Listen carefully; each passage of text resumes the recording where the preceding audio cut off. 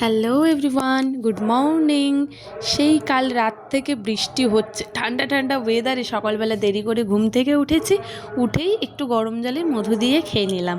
তারপরে আজকে টিফিনে বানিয়েছিলাম রুটি, বেগুন ভাজা আর একটু পাতলা করে সুজি বানিয়েছিলাম।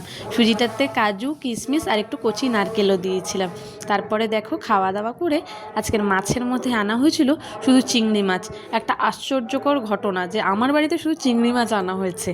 তো দেখে নাও আজকের আমার বাড়িতে কি রান্না হয়েছে। আজকে রান্না হয়েছিল ছোলা দিয়ে লাল শাকের ভাজা আর করেছিলাম কুমড়ো ফুলের বড়া।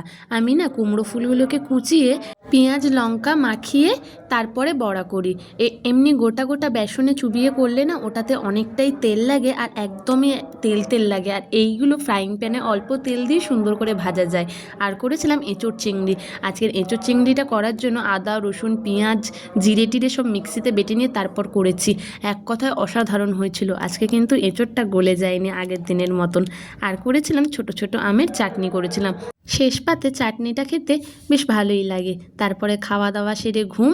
আর রাত্রিবেলা করেছিলাম ডাল সেদ্ধ আর একটু ডিম আলু প্রেশার কুকারে সিটি দিয়েছিলাম মাখার জন্য।